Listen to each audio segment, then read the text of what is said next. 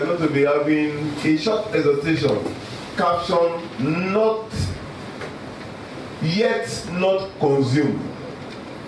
Yet not consumed. In the book of Exodus chapter 3, 1 to 2. 1, 2. Exodus 3, 1 and 2, you read the account, the time that God commissioned Moses. And God set a bush on fire. That was what he used to attract the attention of Moses. And he saw bush burning, yet it was not being destroyed. And he said, this is unusual. Let me look again. That was when God actually called him. Now, Moses kept the flock of Jethro, his father-in-law, the priest of Midian. And he led the flock to the backside of the desert and came to the mountain of God, even to Horeb. And the angel of the Lord appeared unto him in a flame of fire out of the midst of a bush.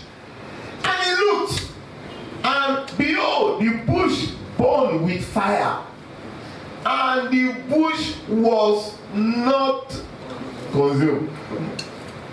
Yet not consumed. You know, there are so many ironies in this life. Ironies.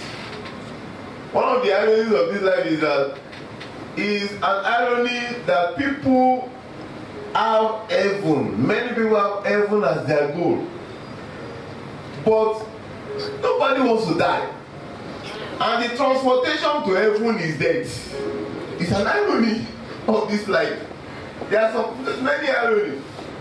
It's an irony that people love privileges and they hate responsibilities. But the way to get privileges in many situations is to embrace responsibility. Is an irony. Is an irony. So many ironies of this life. It's an irony how people love promotion. But the haters, I remember those days when we were in, are you ready for that? No. You want to go to the next class? Yes. You want to go to the next class. You don't want to do tests. If they should come and announce to some students today that the principal should just enter the class, and they have looked at you people, and we just said that there's no need for examination. You people go to the next class. Come and picture, carry your phone. You will see the reaction. They don't want to do tests. They don't do that, but they want to go to. But it is the test that will take you to the next class. So this life is full of irony. And sometimes the things that are not palatable, they are the things that withdraw the things that will be palatable. It's an irony of life too. I, a student, we burn the midnight candle, we go through some stressful time to get to the point that it will be free to be called a doctor, an engineer, or whatever, and to not start earning. It is an irony. You know, there is an adage of the elders that out of the black pots comes the white pap. Black pot, maybe in those days in the village, their pot used to be black. But they still do the pap that is usually white. It will still be made from that black pot. It's an adage that sometimes good can be drawn out of some bad situation. That's why in the book of John chapter 1, 45 and 46. John 1, 45 and 46. Philip met with Nathanael and he said that I have seen the Messiah, the Savior. Is it not the Christ that we were talking about? He said that is the Jesus Christ of Nazareth. Nazareth, that notorious town. Can anything good come out of Nazareth? Because they knew that Nazareth, notorious place. He said, come and see. Philip findeth Nathanael and said unto him, we have found him of whom Moses in the law and the prophets did write, Jesus of Nazareth, the son of Joseph. And Nathanael said unto him, can there any good thing come out of Nazareth? Philip said unto him, what did he say? Come and see, oh, I have seen good things. Whatever the bad situation you are going through, God will draw out good from it. Amen. I said, God will draw out good from it. Amen. In the name of Jesus Christ. It is very important that you know that even when you are going through fires of this life, the Almighty God will still bring glorious things. In that part that we read, the Bible said that the bush was burning, but it was not consumed. It is an irony that many Christians run away from the fires of this life. But God does not want us to run for the fires of life. The fires of life, they are to prove that we are special species of human beings in this life. God wants to prove that there are some set of people the fires of this life cannot consume. That was what he was showing Moses. To see fire, burning bush in a typical desert is not too strange, because sometimes the heat of the desert can catch up with the dryness of the leaves and you just see bush burning. Sometimes you see some places and some nations, they are trying to arrest bush burn. It's not that somebody went to set it, but it's because of the situation, the climate situation. So it was not a big deal for fire to be burning the bush. But what Moses saw as a spectacular thing was, yes, I see from bush being burned sometimes around the desert, but how come this one has been burning and everything still remain green? We are the tree of righteousness. We are the tree of righteousness. In the book of Isaiah chapter 61 verse 3, Isaiah 61 verse 3, the Bible said that he called all the tree of righteousness. Hence, when the fires of this life will come, let it not come. I cannot lie to you, it will come. But when it comes, it's not supposed to consume you. Has he not said it? He even showed us through the life of the three Hebrew boys. You know, when you read the scripture, many places are disguised as the same thing. This one they are showing us three. But they now said that this tree is the tree of righteousness. But this tree, they now made it clearer when the three good boys were now thrown into fire. In the book of Daniel chapter 3, 27 and 28, the Bible says that when the king came to look at them, he now saw that even their clothes, nothing touched it, the clothes. They are here. You know, when you even put candle near the hair of your hand, you just see that, you just sing. But this one, they threw them into furnace of fire that they gave it 7 times intensity. And I don't know, I think they must have left them there overnight. If a house is even burning for 12 hours in a particular place, everything there will have been destroyed. Human being there, and the person has died. And these people were inside the fire, and nothing did them. And people were saying that, why these kind of people that fire had no power over? I'm prophesying to your life that the fire of life from today, we have no power over you. Yeah. In the name of, let me read that part, that Daniel chapter 3, 27 and 28. And the princes, governors, and captains, and the king's counselors, being gathered together, saw these men, upon whose bodies the fire had no power, nor was an hair of their head singed, neither were their coats changed, nor the smell of fire had passed on them. The kind of people are these people. Then Nebuchadnezzar, he changed his word, spake and said, blessed be the God of Shadrach, Meshach, and Abednego, who has sent his angel and delivered his servant that trusted in him, and have changed the king's word, because the king's word was, let them die. But now, he said, let them be promoted. The king's word that has gone contrary to your life shall be changed today. Amen. But the thing is that we should not run away from the powers of this life. That's why the kind of Christianity that we have these days, we just want sweet. It will not make you grow. Sometimes the fire of criticism will come your way. Do you crumble when it comes? The fire of correction. Sometimes the fire of injustice. These are the fires of this life. He said that Moses was looking at the fire was burning. Normally it will burn and destroy the people of the world. When those fires come, it will destroy them. No big deal. But when a child of God is being attacked and the person keeps standing, keeps saying it is well with my soul, keep going on, that is Christianity. That is when God is glorified. That is when things turn around at the end of the day. But many Christians, they don't like hearing such messages, but that is the reality of life. The spectacular thing there was not that the fire was burning the bush, but that the bush was not consumed with the fire that was burning it. There are some of us that are being burned with the fires of this life. People may not see it.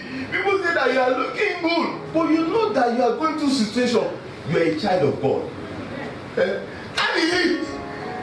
Some people that will go through the same situation, they will die before anything. But for you to be standing, be encouraged. That is it. The Bible says in the book of Proverbs chapter 24 verse 10. Proverbs 24 verse 10. The Bible says that if you faint in the days of adversity, your strength is out. It's small. The days of adversity will always come to everybody. Some people cannot stand not being liked by other people. It's another kind of fire. You should be able to go through different situations. God said in the book of Isaiah chapter 43 verse 2, Isaiah 43, he said that indeed he did not say if, he said when you pass through water, through river, he said that they will not overwhelm you. Even through fire, he did not say if means that it's possible you might not pass through. But when, it's just a matter of time. Some people pass through their own early, and other people will be saying, hey, for them. Their own also time is coming. There is no human being that is so special in this life. Since Jesus Christ did not escape it, Joseph did not escape it, David did not, nobody escaped it. It's just for, if they have not gone through it, they should not be praising up themselves. Because every human being must go through a period of adversity. But it says that when it comes, don't faint. It is not to consume you. It's to make you better. When thou passest through the water, I will be with thee, and through the river, they shall not overflow thee. When thou walkest through the fire that we have been talking about, that shall not be burned, neither shall the flame kindle upon thee. I don't know why this message is coming.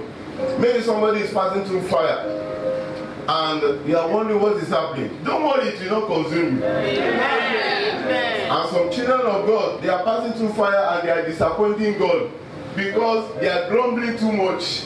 Fire is to make you better. Amen. As gold. When I can take you, because of our time, I'll just take one or two people in the scripture that happen to be our model that God has put as superstars in the scripture. They went through fire, but at the end of the day, they now started having the right perception of fire. That fire actually is not actually to destroy you, but to make you better. Joseph, in the book of Genesis chapter 45 verse 5, Genesis 45 verse 5, when his brother they were already afraid that he would revenge, he said, no, don't be too harsh on yourself.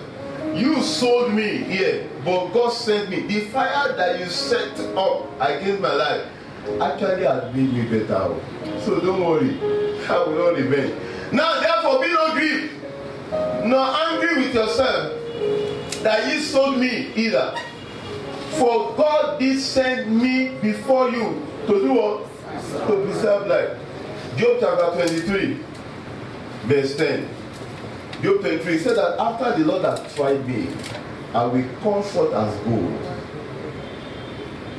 But he knoweth the way that I take. When he has tried me, I shall comfort as gold. One thing that fire does to gold is that it causes it to shine better. and removes the impurities so that it will cost more. It will be more valuable when the fires of this life eat you. You have impurities in your life. Let the impurities melt away. When the fires of criticism comes to you, don't run away. If you run away, your value is just, you have to increase your value. Have I gone through fire before? So much. Fire of criticism has come my way at different times. Fire of correction, fires of injustice, fires of oppression, fires of deprivation. But in all, I've seen that they are making me better if I have a right perspective concerning it. But when you keep allowing the fire to have its toll on you, you will not achieve the aim of the fire. David said something in the book of Psalm 119, verse 71. Psalm 119, verse 71. He said that it was good that I was afflicted. How can somebody be saying affliction was good? Yeah, because I didn't know how to pray before, but because of this thing that I'm going to, see the way somebody is thinking about fire. I didn't know, I was just careless before, but now, this thing now, I now got to a time that I was not deprived, and now it made me to even know God more. Fire is not to crumble you, but to lift you. It is good that for me, that I was afflicted, but then the love of God was delighted in me. Apostle Paul also talked about the fire of this life. In the book of 2 Corinthians chapter 1, 8 and 9. 2 Corinthians 1, 8 and 9. He said that he went through some troubles. Trouble is not something that is out of this world. We will all go through it. But when you go through your own, will you allow it to consume you? It's not supposed to consume you. I've shown you in the scripture how God intends it to be. It's to make you better. It's for the people of the world to see that this sister, I cannot really go through what she's going through. And she's still standing, she's still rejoicing, she's still. That is a true Christian. That is a child of God. And those are the ones at the end of the day that God will set up, that you have represented me well. You have made the world to show, you have showcased my glory to the world. That there are some set of people, they may be going through terrible things, but they will not allow it to change their attitude negatively and start complaining. That even though the world they are talking this way, they will not talk that way. If the world they are going this way, they will not go, they will maintain it. They are not going to all good times, but they are maintaining their way before God. Say that was what Moses saw. The bush was being burnt, but it was not consumed. Shall we rise to our feet? I want you to open your mouth and pray and say, Father, help me to retain my integrity before you, regardless of the situation that comes my way. In the name of Jesus, help me to retain my integrity. Let me not allow the fire of this world to change my color, to change my attitude, to make me to backslide. Thank you, Lord. In Jesus' mighty name, we have prayed. Father, we thank you for your word that has come. I know whenever your word comes, it comes with a purpose.